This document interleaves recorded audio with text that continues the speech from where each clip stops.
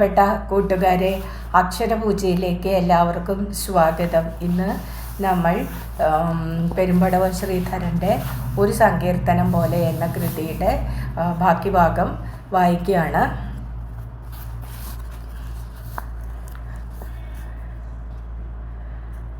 ജീവിതത്തിൽ ഒറ്റപ്പെട്ടു പോകുമ്പോൾ വഴിയിൽ ഒരു പുതിയ പരിചയക്കാരനെ കിട്ടുന്നത് ഏതാണ്ട് ഒരു സാന്ത്വനം പോലെയാണ്. അറിയാതെ വീണ്ടും പോളിന സുസ്ലോവയുടെ ഇരുണ്ടതും സ്നേഹശൂന്യവുമായ മുഖം ദസ്തേവ്സ്കിയുടെ മനസ്സിൽ തെളിഞ്ഞു നിന്നു. മറക്കാൻ ശ്രമിക്കുമ്പോൾ ആ ഓർമ്മ ഒരു മുൾക്കിരീടം പോലെ ഹൃദയത്തിനു മുകളിൽ ഇരിക്കുന്നു. അതിൻ്റെ മുള്ളുകൾ കൊണ്ടുണ്ടാകുന്ന മുറിവുകളിൽ രക്തവും നൊമ്പരവും ഒഴുകുന്നു. മറ്റെന്തെങ്കിലും ഓർക്കാമെന്ന് വെച്ചാൽ എന്തോർക്കാനാണ്? ഓർമ്മിക്കാനുള്ളതെല്ലാം കൈപ്പേറിയ അനുഭവങ്ങളെക്കുറിച്ചാണ്. ജീവിതത്തെ വീർപ്പുമുട്ടിക്കുന്ന ദാരിദ്ര്യം, പെരുകിക്കൊണ്ടിരിക്കുന്ന കടം, തോൽവികൾ, ഹൃദയത്തിൽ നിറയുന്ന ഏകാന്തത, ശൂന്യത. ഇതൊന്നും ഓർക്കാൻ കൊള്ളാവുന്നവയുമല്ല. എപ്പോഴാണ് ദസ്തേവ്സ്കി പെട്ടെന്ന് സെന്റ് പീറ്റേഴ്സ്ബർഗിലെ വസന്തത്തെക്കുറിച്ച് ഓർത്തത്? ഇപ്പോൾ വസന്തകാലമല്ല, എങ്കിലും പോയ വസന്തങ്ങളുടെ ഓർമ്മ ദസ്തേവ്സ്കിയുടെ മനസ്സിലുമുണ്ട്. സെയിൻറ്റ് പീറ്റേഴ്സ്ബർഗിന് ചുറ്റുമുള്ള ഗ്രാമങ്ങൾക്ക് വസന്തകാലത്ത് എന്തെന്നില്ലാത്ത ഒരു ഭംഗിയുണ്ട്. നടന്നു വളരെ ദൂരെ എത്തിയെന്ന് തോന്നുന്നു. ഇത് സെയിൻറ്റ് പീറ്റേഴ്സ്ബർഗ് തന്നെയോ? അവിടെ നിന്ന് നോക്കുമ്പോൾ എന്തോ ഒരപരിചിതത്വം തോന്നി ദസ്തേവ്സ്കിക്ക്. സെയിൻറ്റ് പീറ്റേഴ്സ്ബർഗിൻ്റെ എല്ലാ ഭാഗവും താൻ കണ്ടിട്ടില്ലായിരിക്കും. അതോ ഈ നഗരവും തന്നെ അന്യനായി കണക്കാക്കുകയാണോ? ചിലപ്പോൾ ദസ്തേവ്സ്കിക്ക് അങ്ങനെയും തോന്നാറുണ്ട്. ചില നേരങ്ങളിൽ ഒരപരിചിതനെ എന്ന പോലെ നഗരം തന്നെ നോക്കുന്നു. നീ ഏതാണെന്ന് ചോദിക്കുന്നു. അപ്പോൾ ഞാൻ ഈ ഭൂമിയിൽ ആർക്കും വേണ്ടാത്ത ഒരാളായിത്തീരുന്നു. അതൊക്കെ കുറച്ചു നേരത്തേക്കേ ഉള്ളൂ. പിന്നെ വീണ്ടും ഈ നഗരം തൻ്റെ പ്രിയപ്പെട്ട നഗരമായി തീരുന്നു. കഠിനമായ സങ്കടവും കടിച്ചമർത്തിക്കൊണ്ട് ഈ നിരത്തുകളിലൂടെ കടന്നു പോകുമ്പോൾ ഈ നഗരം സാന്ത്വനിപ്പിക്കുന്നു നിശബ്ദമായിട്ട്. ചില നേരങ്ങളിൽ നഗരം ഒരു മഹാവിജനത പോലെയോ മരുഭൂമി പോലെയോ തോന്നിപ്പിക്കുമ്പോഴും ഒരു പ്രത്യാശയുണ്ട്. എവിടെ വച്ചെങ്കിലും ഒരാളെ കണ്ടുമുട്ടും. സ്വപ്നത്തിലെ യാത്രകളിൽ അങ്ങനെ ചിലരെ കണ്ടുമുട്ടുകയും അവരുമായി സ്നേഹബന്ധം സ്ഥാപിക്കുകയും ചെയ്യാറുള്ളത് ദസ്തേവ്സ്കി ഓർത്തു. നിലാവ് മങ്ങി, കട്ടിയായി മഞ്ഞു പെയ്യാൻ തുടങ്ങി. മരക്കൊമ്പുകളിലും ഇലകളിലും അപ്പോൾ നിലാവിനു പകരം ആകാശത്തിൻ്റെ നിഴലാണുള്ളത്. മരങ്ങൾ ഇരുണ്ട് നിഴൽ രൂപങ്ങളായി തീരുന്നു. ദസ്തേവ്സ്കി മറ്റൊരു വഴിയെ വീട്ടിലേക്ക് നടന്നു.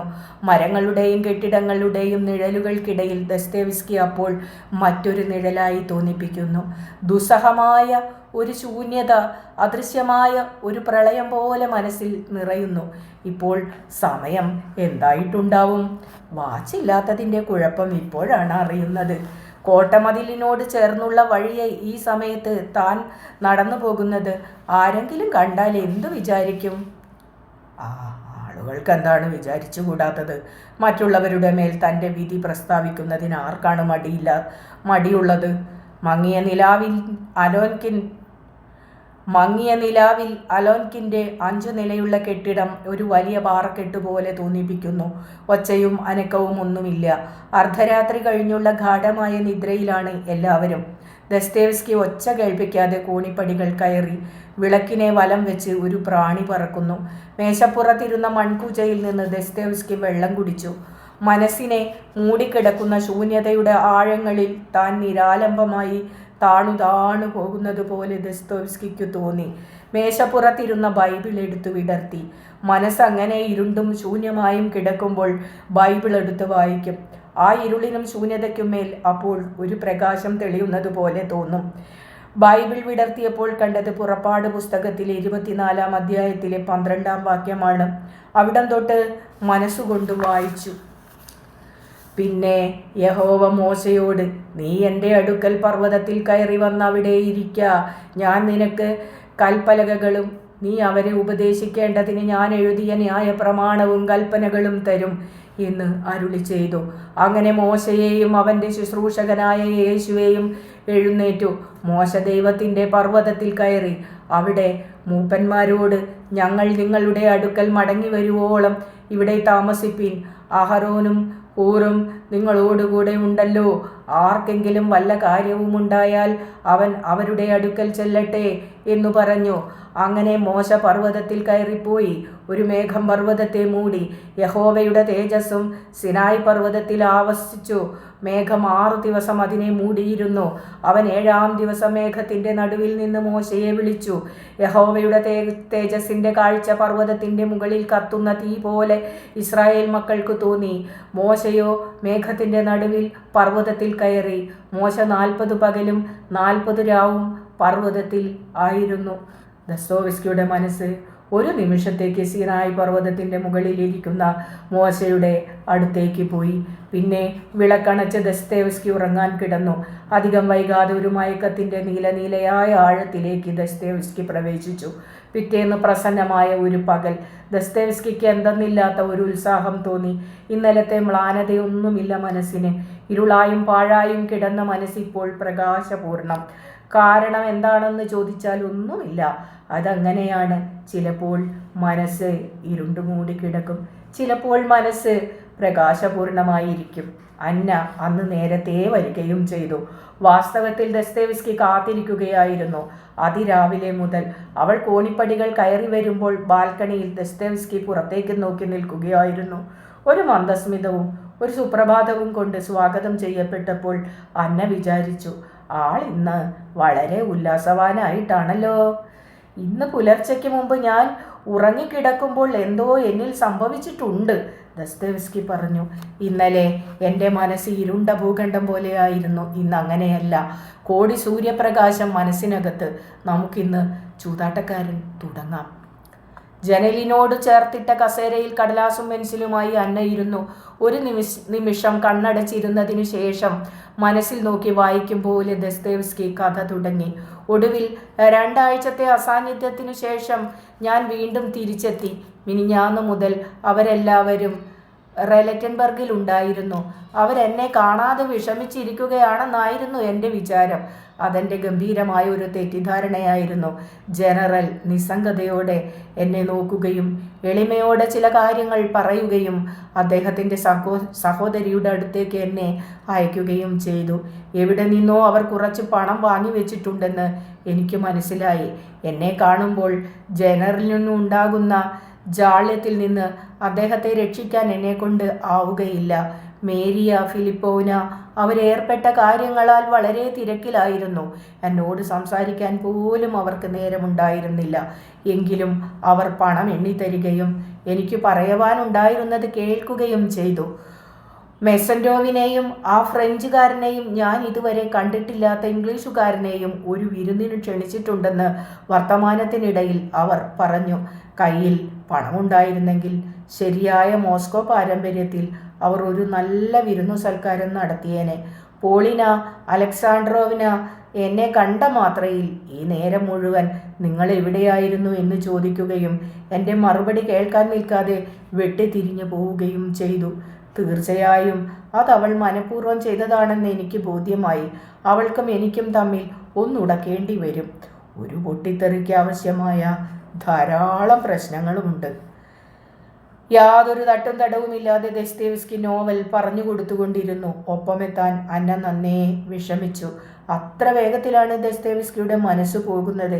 ഇത്തിരി പതുക്കെ എന്ന് പറയാൻ അന്ന പലവട്ടം ഓർത്തുവെങ്കിലും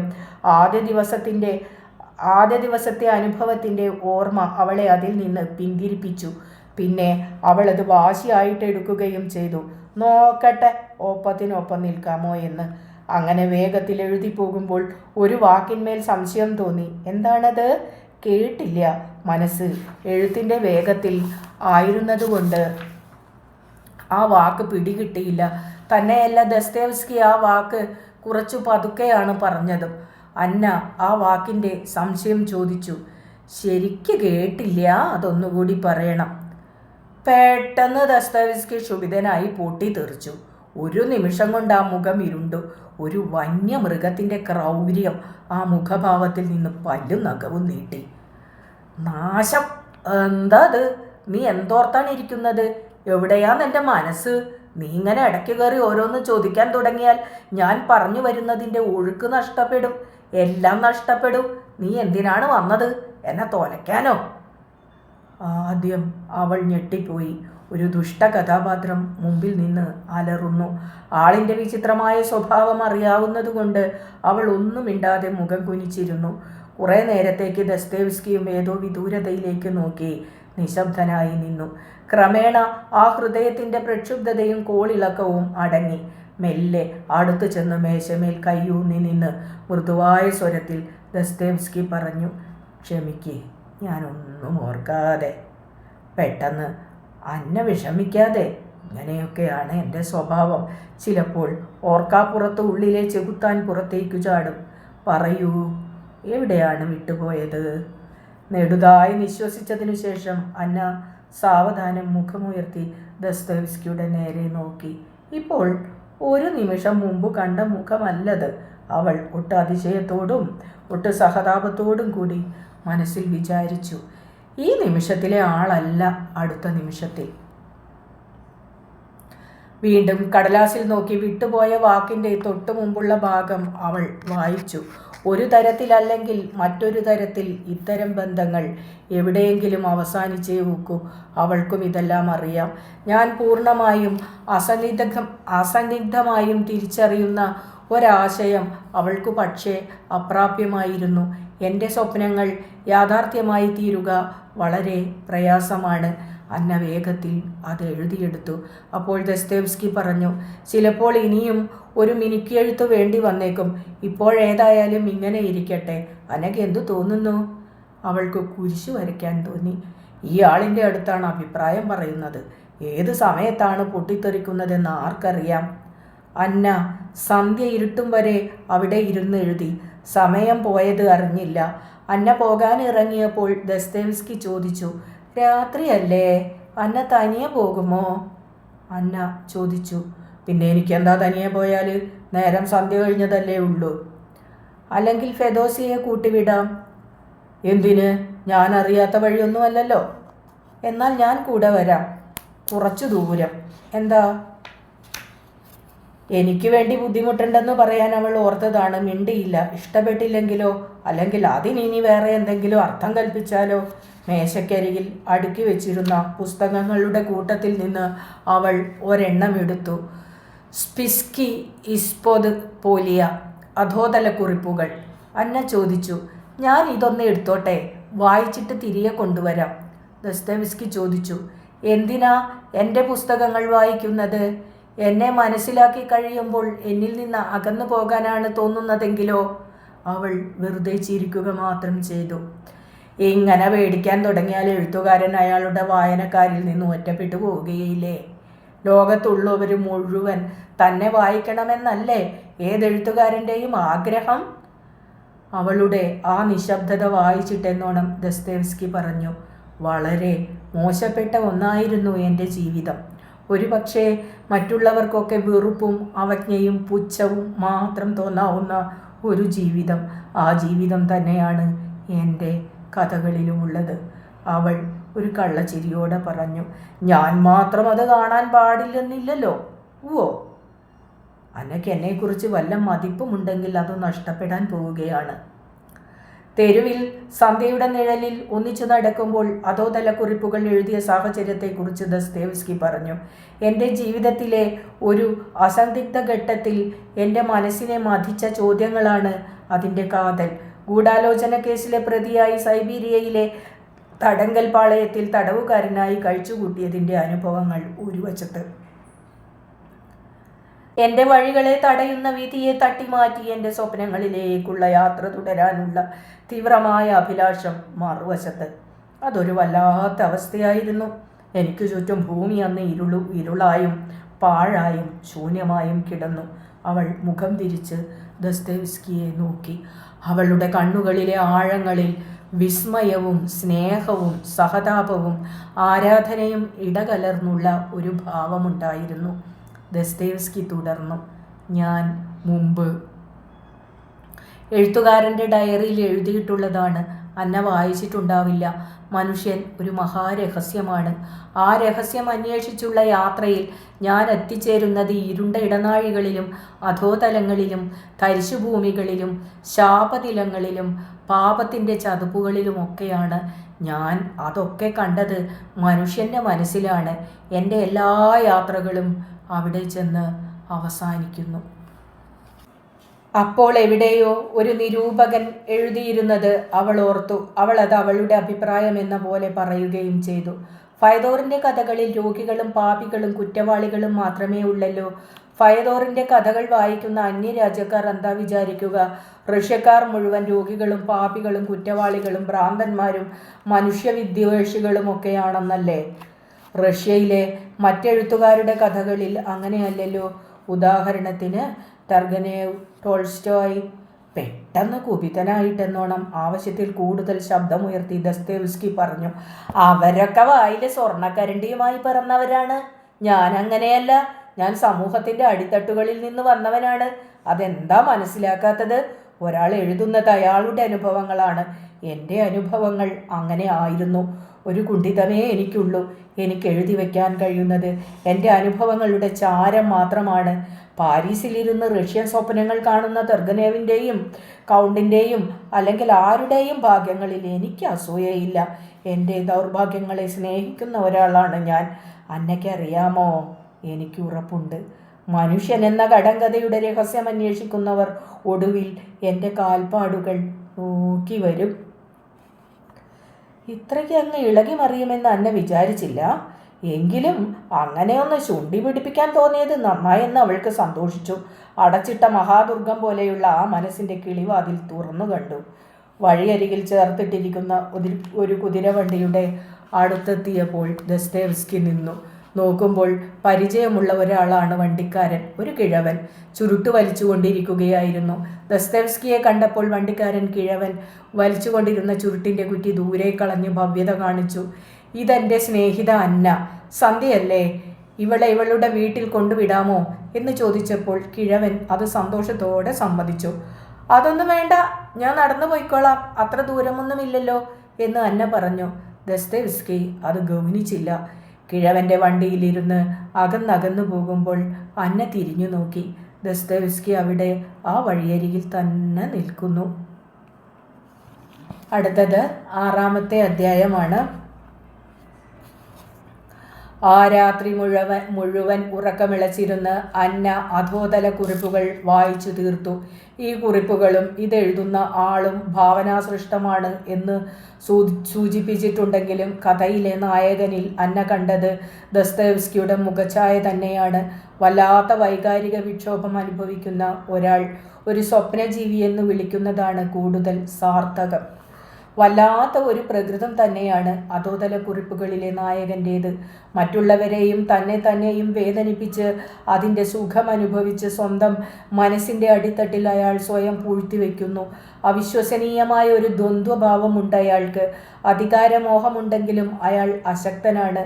മറ്റുള്ളവരെ പീഡിപ്പിക്കുമ്പോൾ തന്നെ അയാൾ ആത്മപീഡയുടെ പൽചക്രങ്ങളിൽ കുടുങ്ങുന്നു. യഥാർത്ഥ ജീവിതത്തിൽ ആർജിക്കാൻ കഴിയാത്തതെല്ലാം അയാൾ സ്വപ്നത്തിലെ ജീവിതത്തിൽ അന്വേഷിക്കുന്നു. ഏറെക്കുറെ അയാൾ സ്വയം അവിശ്വസിക്കുകയും ചെയ്യുന്നുണ്ട്. വേശ്യാലയത്തിൽ ചെന്ന് അവിടുത്തെ ഏറ്റവും സുന്ദരിയായ പെൺകിടാവിനോട് ആ ജീവിതത്തിൻ്റെ തിന്മയെയും പാപത്തെയും കുറിച്ച് പറഞ്ഞ് അവളുടെ മനസ്സിനെ അയാൾ ഭയം കൊണ്ട് നിറയ്ക്കുകയും പീഡിപ്പിക്കുകയും ചെയ്യുന്നു. അയാൾ ക്ഷണിച്ചിട്ട് പിന്നെ ഒരു ദിവസം അവൾ അയാളുടെ വാസസ്ഥലത്തേക്ക് ചെല്ലുമ്പോൾ അയാൾ നടുങ്ങുന്നു. അയാളോട് തോന്നിയ സ്നേഹം കൊണ്ട് അവൾ അയാളെ ആലിംഗനം ചെയ്തതിനു ശേഷം ഇറങ്ങി ഓടുന്നു, അയാൾ കൊടുത്ത പണം പോലും ഉപേക്ഷിച്ചിട്ട്. എന്താണ് ദസ്തേവ്സ്കി അതുകൊണ്ട് ഉദ്ദേശിച്ചത്? അഭിശപ്തയായ ഒരു വേശ്യയുടെ സ്നേഹത്തിൽ ആത്മീയമായ ഔന്നത്യം ഉണ്ടെന്നാണോ? വേറെയും ഉണ്ടായിരുന്നു സംശയങ്ങൾ. പിറ്റേന്ന് ചെന്നപ്പോൾ അന്ന പറഞ്ഞു, ഫയദോറിൻ്റെ മറ്റു നോവലുകൾ പോലെ അല്ലെന്ന് തോന്നുന്നു അധോതല കുറിപ്പുകൾ. അല്ലെങ്കിൽ എനിക്ക് അങ്ങനെ തോന്നുന്നു. എന്താണ് അതിൻ്റെ പൊരുൾ? ദസ്തേവ്സ്കി ഉദാസീനമായി പറഞ്ഞു. ഓ, അതിലങ്ങനെ ഒരു പൊരുളും ഞാൻ ഒളിച്ചു വച്ചിട്ടില്ല. വേണമെങ്കിൽ പറയാം, അത് ദൈവത്തിനെതിരെയുള്ള എൻ്റെ ഒരു കലാപമാണ്, അന്ന പറഞ്ഞു. അങ്ങനെ പറഞ്ഞാലും മനസ്സിലാക്കാൻ പ്രയാസമാണ് എനിക്ക്. മറ്റു നോവലുകളുടെ കാര്യത്തിൽ അത്ര ഒരു പ്രയാസം തോന്നിയിട്ടില്ല. എന്നുവെച്ച് എളുപ്പമാണെന്നല്ല. പൊതുവെ ഫൈദോറിൻ്റെ കഥകൾക്ക് എൻ്റെ അല്ലെങ്കിൽ എന്നെ പോലുള്ളവരുടെ കണ്ണെത്താത്ത ആഴങ്ങളുണ്ട്. അതോതല കുറിപ്പുകൾക്ക് വിശേഷിച്ചും. അപ്പോൾ ദസ്തേവ്സ്കി ചോദിച്ചു, അതിരിക്കട്ടെ, മുഴുവൻ വായിച്ചുവോ? അന്ന അത്ഭുതപ്പെട്ടു. പിന്നെ വായിക്കാതെ? എന്നിട്ട് എന്തു തോന്നി? എന്തു പറയാനാണ്, ഞാൻ ക്രിറ്റിക്കല്ല. എനിക്ക് വേണ്ടത് വായനക്കാരുടെ അഭിപ്രായമാണ്. അതെന്താ? അവരല്ലേ മൂല്യം നിർണയിക്കുന്നത്. മുഖ്യ എഴുത്തുകാരും നിരൂപകന്മാരുടെ അഭിപ്രായമല്ലേ വിലമതിക്കുന്നത്? ആയിരിക്കാം. പക്ഷേ എനിക്ക് നിരൂപകന്മാരെ അത്ര വിശ്വാസമില്ല. അവർ മിക്കപ്പോഴും അവരുടെ അഭിരുചികളുടെ തടവുകാരാണ്. എന്താ അങ്ങനെ തോന്നാൻ? അന്ന കേൾക്കൂ. എൻ്റെ പാവപ്പെട്ടവർ വായിച്ചതിനു ശേഷം ബെലിൻസ്കി പറഞ്ഞു, ഞാൻ ഗോഗോൾ രണ്ടാമനാണെന്ന്. വലിയൊരു പ്രശംസയായിരുന്നു അത് അന്നത്തെ നിലയ്ക്ക്. ഞാൻ അതിൽ സന്തോഷിക്കുകയും അഭിമാനിക്കുകയും ചെയ്തു. അന്നയ്ക്കറിയാമോ ബെലിൻസ്കി ആരാണെന്ന്? സാഹിത്യചിന്തകൻ, നിരൂപകൻ, പ്രക്ഷോഭകാരി, മാർഗദർശി. അങ്ങനെയാണ് വെപ്പെന്നല്ല, അത് അങ്ങനെ തന്നെയാണ് താനും. പക്ഷേ എൻ്റെ ഇരട്ടകൾ വായിച്ചിട്ട് അത് വെറും ചവറാണെന്ന് അദ്ദേഹം പറഞ്ഞു. വാസ്തവത്തിൽ ഞാൻ ഞെട്ടിപ്പോയി. ഇരട്ടകളുടെ കാര്യത്തിൽ അദ്ദേഹം കൂടുതൽ സന്തോഷിക്കുമെന്നാണ് ഞാൻ വിചാരിച്ചത്. പാവപ്പെട്ടവരെ അപേക്ഷിച്ച് എത്രയോ മഹത്വമുള്ള നോവലാണ് ഇരട്ടകൾ. പക്ഷേ സംഭവിച്ചതെന്താണ്? ബെലിൻസ്കി എന്നെ കൊന്നു കൊല വിളിച്ചു. ബീഭത്സമായ പാളിച്ചകളുള്ള ഒരു നോവലാണ് അതെന്ന്. ബെലിൻസ്കിയെ പോലെ ഒരാൾ അങ്ങനെ എഴുതുമ്പോൾ എങ്ങനെ കഷ്ടം തോന്നാതിരിക്കും? അഭിരുചികളുടെ തടവിൽ കിടക്കുന്നവർക്ക് അങ്ങനെ ഒരു കുഴപ്പമുണ്ട്. അവരുടെ കണ്ണിനെ പൊള്ളിക്കുന്ന ഒരു കാഴ്ച താങ്ങാൻ അവർക്ക് പ്രയാസമാണ്. എന്നുവെച്ച് നിരൂപകന്മാരെ ഒഴിവാക്കാൻ ഒക്കുമോ? പരിച്ഛേദം കാലം എന്നൊന്നുണ്ടല്ലോ, അത് തീരുമാനിക്കും എഴുത്തുകാരൻ്റെ വിലയും വിലകേടും. ഉച്ചവരെ ഇരുന്ന് ചൂതാട്ടക്കാരൻ്റെ കുറേ ഭാഗം എഴുതി. ഉച്ചയായപ്പോൾ ആരെയോ കാണണമെന്ന് പറഞ്ഞ് ദസ്തേവ്സ്കി പുറത്തേക്ക് പോയി. വേഗം തിരിച്ചു വരുമെന്ന് പറഞ്ഞിട്ടാണ് പോയത്. പക്ഷേ ഉച്ച തിരിഞ്ഞിട്ടും ആളെ കാണുന്നില്ല. ഫെദോസ്യ ഒരു സംശയം പറഞ്ഞു, ചിലപ്പോൾ ചൂതുകളി കേന്ദ്രത്തിൽ പോയതായിരിക്കുമെന്ന്. എങ്കിൽ എന്നിനി നോക്കണ്ട, രാത്രിയിൽ ഏതെങ്കിലും ഒരു നേരത്തായിരിക്കും വരുന്നത്. മറ്റൊന്നും ചെയ്യാനില്ലാത്തത് കൊണ്ട് അന്ന അടുക്കളയിൽ ചെന്നിരുന്ന് ഫെദോസിയോട് സംസാരിക്കാൻ തുടങ്ങി. ഇടയ്ക്കിടയ്ക്ക് കിഴവിയെ സഹായിക്കുകയും ചെയ്തു. ഫെദോസ്യ ഇപ്പോഴും സംശയദൃഷ്ടിയോടെയാണ് തന്നെ നോക്കുന്നതെന്ന് അന്നയ്ക്ക് തോന്നി. ആദ്യം അത് വളരെ സ്പഷ്ടമായി തന്നെ നോക്കുന്നതെന്ന് അന്നയ്ക്ക് തോന്നി. ആദ്യം അത് വളരെ സ്പഷ്ടമായിരുന്നു. ഇനി ഇവൾ വന്നിരിക്കുന്നത് എന്തിനാണെന്ന് ഒരാശങ്ക. അത് കിഴവിയുടെ ഓരോ നോട്ടവും വിളിച്ചറിയിച്ചിരുന്നു. തൻ്റെ യജമാനനെ ആകർഷിച്ചെടുക്കാനെന്നോ മറ്റാണോ? അങ്ങനെ എന്തോ ആയിരുന്നു. ഇപ്പോൾ അതില്ലെന്ന് തോന്നുന്നു. എങ്കിലും തൻ്റെ യജമാനൻ്റെ മേൽ തനിക്കുള്ള അധികാരം തൻ്റെ നോട്ടപ്പിശകു കൊണ്ട് നഷ്ടപ്പെടരുതെന്നുണ്ടായിരിക്കും കിഴവിക്ക്. ആ അധികാരം അംഗീകരിച്ചു കൊടുക്കുന്നുവെന്ന് തോന്നിപ്പിക്കത്തക്ക തരത്തിൽ അന്ന ചോദിച്ചു, ഫൈദോറിൻ്റെ ഈ ചൂതുകളി നിർത്താൻ ഫെദോസ്യ വിചാരിച്ചാൽ സാധിക്കില്ലേ? ഒന്ന് പറഞ്ഞു നോക്കിയാൽ എന്താ കർശനമായിട്ട്? അപ്പോൾ കൈ മലർത്തി കാണിച്ചുകൊണ്ട് ഫെദോസ്യ ചോദിച്ചു, ഞാൻ പറയാഞ്ഞിട്ടാണോ? ആര് കേൾക്കാൻ? പിന്നെ ഒന്നോർത്താൽ കുറേയൊക്കെ കണ്ടില്ലെന്നും കേട്ടില്ലെന്നും വയ്ക്കാതെ എന്തു ചെയ്യും? ആകെ തകർന്ന ഒരു മനുഷ്യനായി അത്. ഇത്രയൊക്കെ സഹിച്ചുകൊണ്ട് ഒരാൾ ജീവിക്കുന്നത് ഓർക്കുമ്പോൾ. അന്നേരം അന്ന ചോദിച്ചു, എന്താ ഇത്രയേറെ സഹിക്കാനുള്ളത്? എന്താണെന്നോ? ഫെദോസ്യ അടുപ്പിനരികിൽ നിന്ന് അന്നയുടെ നേരെ തിരിഞ്ഞു. നിനക്കതൊന്നും അറിഞ്ഞുകൂടെ? ആരും പറഞ്ഞിട്ടില്ലേ നിന്നോട്? ഞാൻ വിചാരിച്ചത് ഇനി ഭൂമിയിൽ അതൊക്കെ അറിയാതെ ആരുമില്ലെന്നാണ്. കുറെ കൂടെ ചേർന്ന് നിന്ന് അന്ന പറഞ്ഞു, ഇല്ല എൻ്റെ വല്യമ്മേ, എനിക്കൊന്നും അറിയില്ല. എന്നോട് ആരും പറഞ്ഞിട്ടുമില്ല. ഫെദോസ്യ തെല്ല് അത്ഭുതത്തോടെ അന്നയുടെ മുഖത്തേക്ക് നോക്കി. പിന്നെ അവർ ദസ്തേവ്സ്കിയുടെ ജീവിതത്തിലെ തകർച്ചകൾ ഓരോന്നോരോന്നായി വിവരിച്ചു. കാര്യങ്ങൾ വിസ്തരിച്ചു പറയാൻ വിശേഷിച്ചൊരു വാസനയുണ്ട് അവർക്ക്. വാസനയോ സാമർഥ്യമോ? പ്രധാനമായും ദസ്തേവ്സ്കിയുടെ ദാമ്പത്യത്തിൻ്റെ തകർച്ചയ്ക്കാണ് അവർ ഊന്നൽ കൊടുത്തത്. അന്ന അത് ശ്രദ്ധാപൂർവം കേൾക്കുകയും ഉൾക്കൊള്ളുകയും ചെയ്തു. ദസ്തേവ്സ്കി സൈബീരിയയിലെ തടവ് കഴിഞ്ഞ് തടവറകൾക്ക് പുറത്ത് ഒരു ഉദ്യോഗവുമായി താമസിക്കുന്ന കാലത്ത് നിന്നാണ് കഥ തുടങ്ങുന്നത്. അവിടെ എവിടെയോ വെച്ചാണ് മേരിയ ദിമിത്രിവിനായെ കണ്ടുമുട്ടുന്നത്. അവൾ അന്ന് ഇസയേവ എന്നൊരാളുടെ ഭാര്യയും 8 വയസ്സുള്ള ഒരാൺകുട്ടിയുടെ അമ്മയുമായിരുന്നു. അങ്ങനത്തെ ഒരു പെണ്ണിനെ സ്നേഹിക്കുമ്പോൾ ആ സ്നേഹം എങ്ങനെയുള്ളതാണെന്ന് ഊഹിക്കാൻ വിഷമമില്ലല്ലോ. അതെന്നും അങ്ങനെ തന്നെയായിരുന്നു.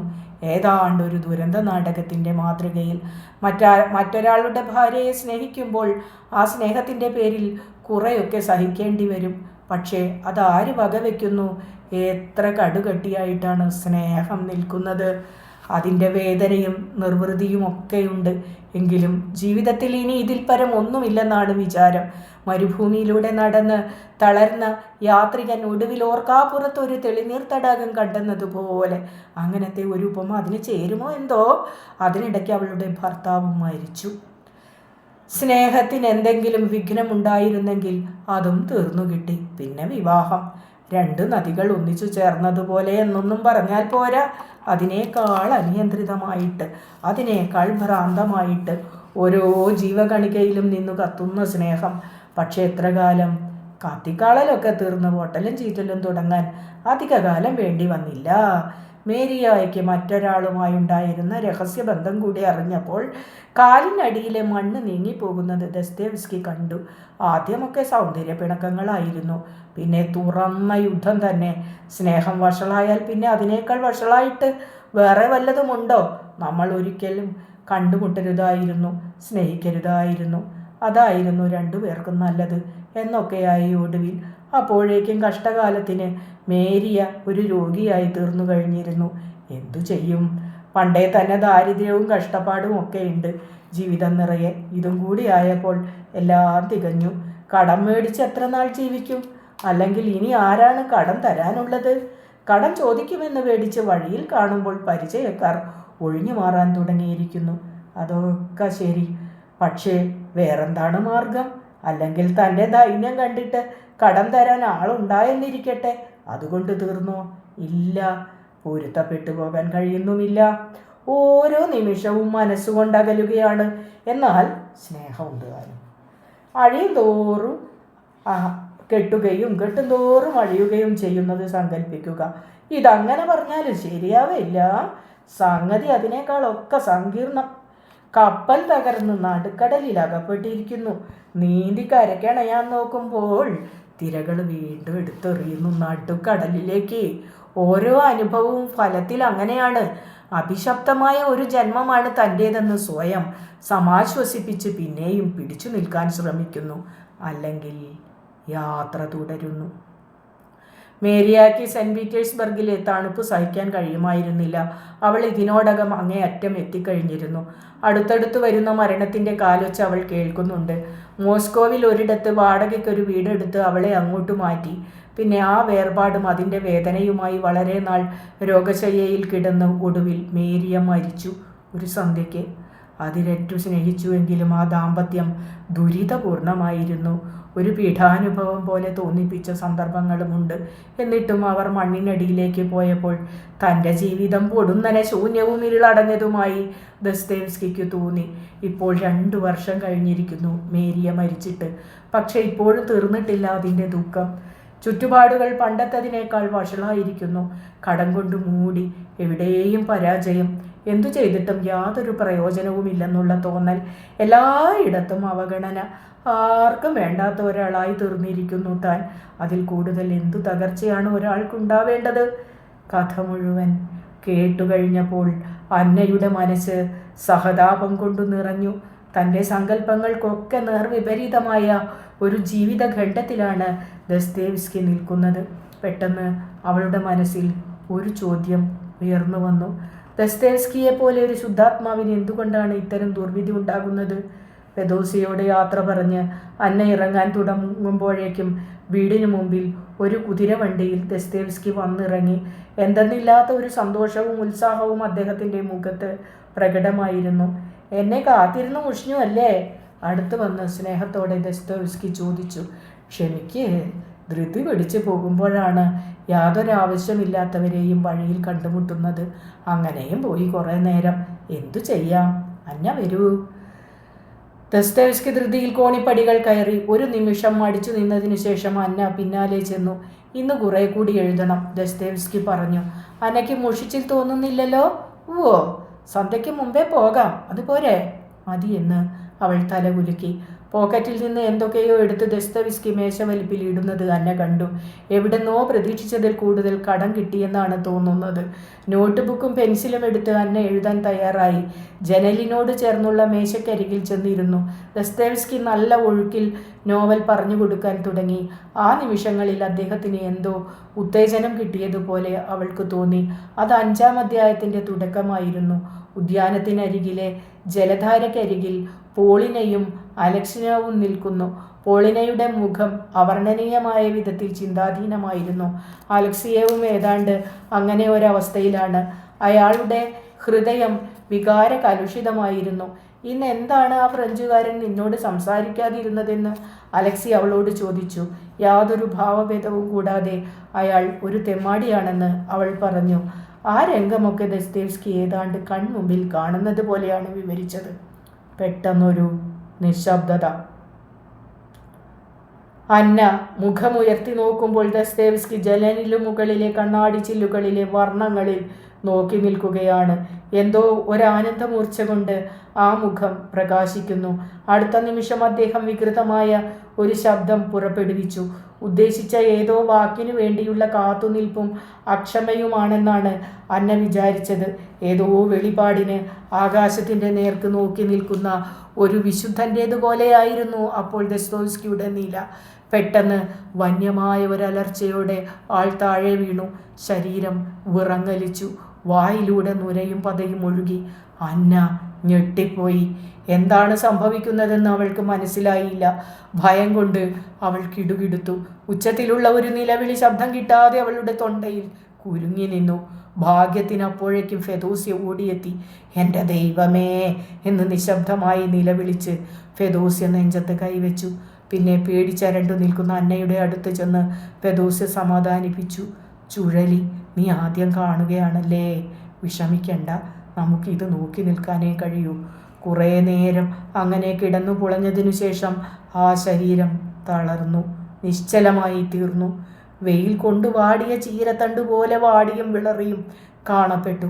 സന്ധ്യ വരെ അങ്ങനെ കിടന്നു. സന്ധ്യ മയങ്ങാൻ തുടങ്ങിയപ്പോൾ ഫെദോസ്യ അന്നയോട് പറഞ്ഞു, നീ പൊയ്ക്കോ, ഇല്ലെങ്കിൽ നിന്റെ വീട്ടിൽ അന്വേഷിക്കില്ലേ? അത് ശരിയാണ്. സന്ധ്യയായിട്ടും തന്നെ കണ്ടില്ലെങ്കിൽ അമ്മ പരിഭ്രമിക്കും. പക്ഷേ പോകാൻ ഒട്ടും മനസ്സും വരുന്നില്ല. എന്തു ചെയ്യും? ഒടുവിൽ മനസ്സില്ലാ മനസ്സോടെ അവൾ പോയി. അന്നു രാത്രി മുഴുവൻ അന്നയ്ക്ക് അതായിരുന്നു ചിന്ത. ആ നിൽപ്പ്, ആ ഭാവമൂർച്ച, ആ അലർച്ച, വീഴ്ച, പിടയൽ. ദൈവമേ, കണ്ടു നിൽക്കാൻ വയ്യ. പിറ്റേന്ന് പതിവിലും നേരത്തെ അന്ന ചെല്ലുമ്പോൾ ദസ്തേവ്സ്കി എന്തോ വായിച്ചു കൊണ്ടിരിക്കുകയായിരുന്നു. സെറ്റിയിൽ വെയിലത്ത് വാടി നിൽക്കുന്ന ചെടിക്ക് ആരോ വെള്ളം ഒഴിച്ചു കൊടുത്തിട്ടുണ്ടായ ഉണർവ് പോലെ ഒരു ഉണർവുണ്ട് ആളിന്. ഭീതിയും സഹതാപവും വിസ്മയവും ഒക്കെ കലർന്ന ഒരു ഭാവവൈവശ്യത്തോടെ തന്നെ നോക്കി നിൽക്കുന്ന അന്നയുടെ നേരെ നോക്കി ദസ്തേവ്സ്കി പുഞ്ചിരി തൂകി. വാടി നിറം മങ്ങി നിൽക്കുന്ന ഒരു പൂവിന്മേൽ വീഴുന്ന വിളറിയ നിലാവ് പോലെയുള്ള ഒരു ചിരിയായിരുന്നു അത്. അവൾക്കത് കണ്ടപ്പോൾ തോന്നിയത് ഉത്കടമായ സങ്കടമാണ്. ആ വിളറിയ ചിരിയോടെ ദസ്തേവ്സ്കി ചോദിച്ചു, ഇന്നലെ പേടിച്ചു പോയല്ലേ? അവൾ നിശബ്ദയായി കണ്ണിൻ്റെ ഇമയനക്കാതെ നോക്കി നിന്നു. കണ്ടു നിൽക്കുന്നവർക്ക് വിഷമം തോന്നുമായിരിക്കും.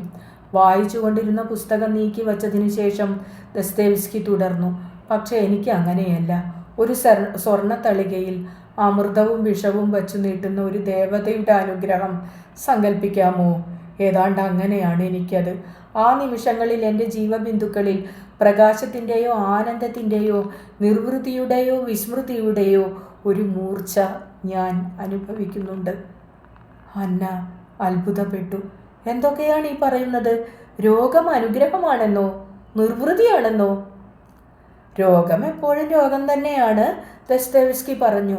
അല്ലെന്നൊന്നും ഞാൻ പറയുന്നില്ല. അതിൻ്റെ വിഷമവും ആകുലതയും ഒക്കെ ഉണ്ട്. പക്ഷേ ഞാൻ അതിനെ വളരെ ദിവ്യമായ ഒരു രോഗമായിട്ടാണ് കരുതുന്നത്.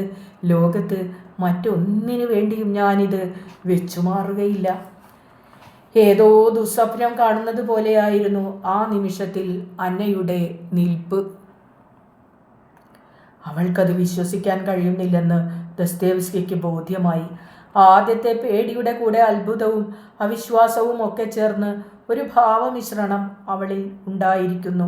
മറ്റുള്ളവർക്ക് വിശ്വസിക്കാനും പ്രയാസമായിരിക്കും, പക്ഷേ സത്യമാണ്, ദസ്തേവ്സ്കി പറഞ്ഞു.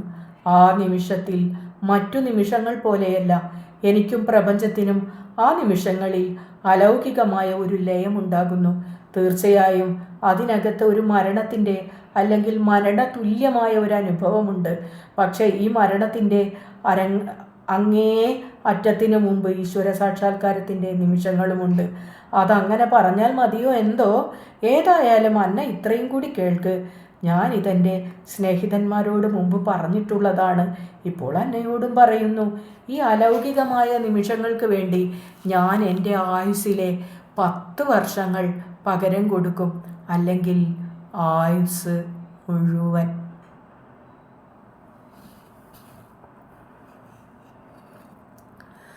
ചുഴലിയിളക്കം കഴിഞ്ഞാൽ ഇങ്ങനെ പിച്ചു പറയുമോ എന്ന് ചോദിക്കാൻ അവൾ വിചാരിച്ചതാണ്.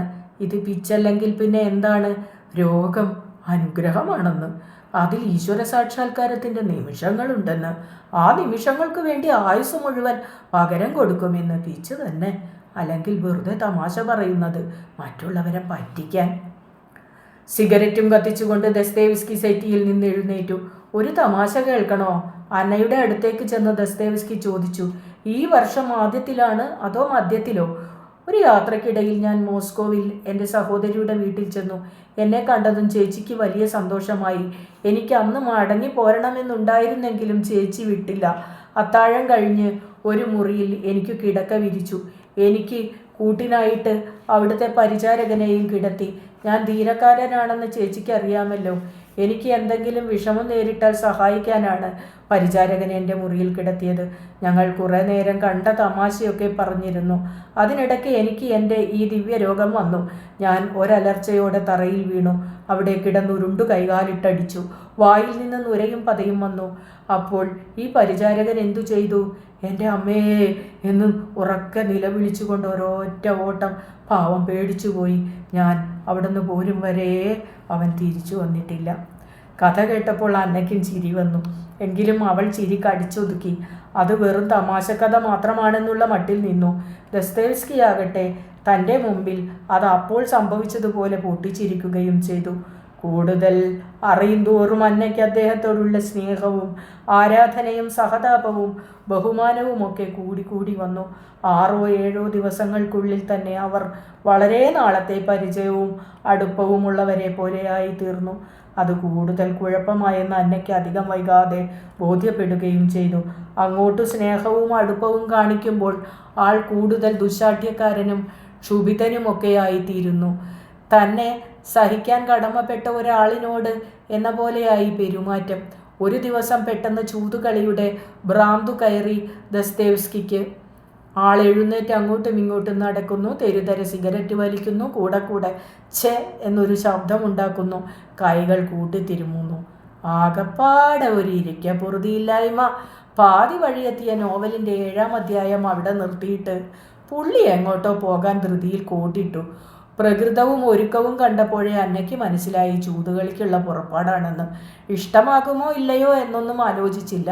അല്ലെങ്കിൽ വിലക്കാൻ തനിക്കെന്താ അർഹതയാണുള്ളതെന്നും ചിന്തിച്ചില്ല. സ്വല്പം ശുണ്ടിയോടെ അന്ന ചോദിച്ചു, എങ്ങോട്ടാ എത്ര ധൃതി വെച്ച്? ചൂത് കളിക്കാനല്ലേ? ഇപ്പോൾ പോകണ്ട. അത് ദസ്തേവ്സ്കി തീരെ പ്രതീക്ഷിച്ചിരുന്നില്ല. കണ്ണാടിയുടെ മുമ്പിൽ നിന്ന് മുടി ചീകുന്നതിനിടയിൽ ഒരു നടുക്കത്തോടെ തിരിഞ്ഞു നോക്കി. അന്ന പിന്നെയും പറഞ്ഞു, നോവല് നല്ല ഒഴുക്കിന് വരികയല്ലായിരുന്നോ? അതിനിടയ്ക്ക് അത് നിർത്തിയിട്ട് ചൂതുകളിക്ക്? ഞാൻ അറിയാഞ്ഞിട്ട് ചോദിക്കുകയാണ്. ഇനിയെങ്കിലും ഇതൊന്നും നിർത്തിക്കൂടെ? എന്തിനാ എങ്ങനെ സ്വയം നശിക്കുന്നേ? ദസ്തേവ്സ്കി ചീപ്പ് മേശപ്പുറത്ത് വലിച്ചെറിഞ്ഞ് പെട്ടെന്നുണ്ടായ ക്രുദ്ധമായ ഭാവത്തോടെ അന്നയുടെ നേരെ നോക്കി ഒരുമാതിരി പരുക്കൻ സ്വരത്തിൽ പൊട്ടിത്തെറിച്ചു. ഞാൻ എന്ത് ചെയ്യണം, എന്ത് ചെയ്യണ്ട എന്നൊക്കെ ഞാനങ്ങ് തീരുമാനിക്കും. നശിക്കുന്നതും നശിക്കാതിരിക്കുന്നതുമൊക്കെ എൻ്റെ ഇഷ്ടം. നീ ആരെന്നെ ഉപദേശിക്കാൻ? നൈമിഷികമായ ഒരു ധൈര്യം കൊണ്ട് അന്നയും നേർക്കുനേരെ നിന്നു. ഞാനാരുമല്ല, 50 റൂബിൾ കൂലി കിട്ടുമല്ലോ എന്നോർത്ത് നിങ്ങളുടെ നോവൽ പകർത്തി എഴുതാൻ വന്ന വെറും ഒരു സ്റ്റെനോ. എനിക്കെന്താ നിങ്ങളെ തടയാൻ അവകാശമൊന്നുമില്ല. നിങ്ങളെ എങ്ങനെ നശിച്ചാൽ എനിക്കെന്താ പോയിക്കോ? ചൂത് കളിക്കാനോ കള്ളു കുടിക്കാനോ എന്തിനു വേണേലും പോയിക്കോ. കടം മേടിച്ചോ പണയം വെച്ചോ എങ്ങനെ വേണേലും പോയി കളിച്ച് നശിക്ക്. എനിക്കെന്താ നഷ്ടം? ഞാൻ പോവാണ്. എനിക്ക് നിങ്ങളുടെ ജോലിയും വേണ്ട കൂലിയും വേണ്ട. വേറെ ആരായെന്ന് വെച്ചാൽ വിളിച്ചെഴുതിച്ചോ. സത്യത്തിൽ അപ്പോൾ ഞെട്ടിയത് ദസ്തേവ്സ്കിയാണ്. എങ്കിലും അത് പുറമേ കാണിക്കാതെ വലിയ ഗൗരവം ഭാവിച്ചു നിന്നു. എഴുതിയ കടലാസുകൾ അടുക്കി മേശപ്പുറത്ത് വെച്ചതിനു ശേഷം യാത്ര പറയാതെ അന്ന ധൃതിയിൽ പുറത്തേക്കിറങ്ങി. അരിശവും സങ്കടവും കൊണ്ട് അവൾ ജ്വലിക്കുകയായിരുന്നു. അവൾ കോണിപ്പടികൾ ഇറങ്ങി ചെല്ലുമ്പോൾ ഫെദോസ്യ കോണിപ്പടികളിലൂടെ മുകളിലേക്ക് കയറി വരുന്നുണ്ടായിരുന്നു, ചായയും കൊണ്ട്. അന്നയുടെ ഭാവപകർച്ച കണ്ടപ്പോൾ എന്തോ കുഴപ്പമുണ്ടെന്ന് ഫെദോസ്യ ഊഹിച്ചു. ഫെദോസ്യ ചോദിച്ചു, എന്താ കുട്ടി? അന്ന മിണ്ടിയില്ല. വളരെ വേഗത്തിൽ അവൾ കോണിപ്പടികൾ ഇറങ്ങിപ്പോയി. തെരുവിൽ കുറേ ദൂരം ചെന്നപ്പോൾ ധൃതിയിൽ ഓടിച്ചു വന്ന ഒരു കുതിരവണ്ടി അവളുടെ അടുത്ത് വന്നു നിന്നു. ഇത്രയടുത്ത് വഴി തടഞ്ഞ് തൻ്റെ മുമ്പിൽ ആരാണ് ഈ വണ്ടി കൊണ്ടു നിർത്തിയത് എന്ന് നോക്കുമ്പോൾ അതാ വണ്ടിയിൽ നിന്ന് ദസ്തേവ്സ്കി ഇറങ്ങുന്നു. എന്തൊക്കെ പറഞ്ഞാലും അവൾക്കത് വിസ്മയത്തിൻ്റെ ഒരു നിമിഷമായിരുന്നു. അടുത്തു ചെന്ന് ദസ്തേവ്സ്കി അവളുടെ കണ്ണുകളിലേക്ക് നോക്കി. ശൂന്യവും എന്നാൽ ഗംഭീരവുമായ ഒരു ഭാവത്തോടെ കുറേ നേരം അവരങ്ങനെ നിശബ്ദമായി നോക്കി നിന്നു. ആ നിശബ്ദതയിൽ തങ്ങളുടെ ഹൃദയത്തിലെ മഞ്ഞുപാളികൾ പൊട്ടുന്നതിൻ്റെ ഒച്ച അവർക്ക് കേൾക്കാമായിരുന്നു. മനസ്സിൻ്റെ മുറുക്കം തെല്ലയഞ്ഞപ്പോൾ ദസ്തേവ്സ്കി പറഞ്ഞു, എന്നോട് ക്ഷമിക്ക്. എൻ്റെ കാര്യത്തിൽ ഉത്കണ്ഠയുള്ളവരുടെ സ്നേഹം മനസ്സിലാക്കാൻ കഴിയാത്ത ഒരു ശപ്പനാണ് ഞാൻ. അന്നെ ക്ഷമിച്ചില്ലെങ്കിൽ പിന്നെ ഈ ഭൂമിയിൽ ആര് ക്ഷമിക്കുമെന്നോട്? അത് അവളുടെ ഹൃദയത്തിൽ കൊണ്ടു എന്ന് തോന്നുന്നു. അവളുടെ കണ്ണുകളിൽ അവളുടെ സങ്കടം ഉരുകി. ഞാൻ എന്തു തരം കുഴപ്പത്തിലാണ് അകപ്പെട്ടിരിക്കുന്നതെന്നറിയാമോ അന്നയ്ക്ക്? വികാരസ്പർശമുള്ള സ്വരത്തിൽ ദസ്തേവ്സ്കി ചോദിച്ചു. 3000 റൂബിൾ കടക്കാരനാണ് ഞാൻ. ജീവിതമാകെ മുങ്ങിപ്പോകുമെന്ന് വന്ന ഘട്ടത്തിൽ മറ്റു യാതൊരു നിവൃത്തിയുമില്ലാത്ത ആ പുസ്തക കച്ചവടക്കാരൻ സ്റ്റെല്ലോവ്സ്കിയോട് വാങ്ങിയതാണ് ഒരു കരാറിൻ്റെ പുറത്ത്.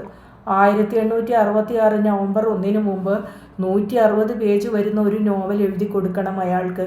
ഇല്ലെങ്കിൽ ഞാൻ ഇതുവരെ എഴുതിയതും ഇനി അടുത്ത 9 കൊല്ലത്തിനിടയിൽ എഴുതുന്നതുമെല്ലാം അയാൾക്ക് അവകാശപ്പെട്ടതായി തീരും, യാതൊരു പ്രതിഫലവും കൂടാതെ. ആ നീചൻ അതാണ് ആഗ്രഹിക്കുന്നതും. സത്യത്തിൽ ഞാൻ എൻ്റെ ജീവിതം പണയപ്പെടുത്തിയിരിക്കുന്നത് പോലെയാണ്. നോവൽ എഴുതി കൊടുത്തില്ലെങ്കിൽ ഞാൻ ജയിലിൽ പോകേണ്ടതായും വരും.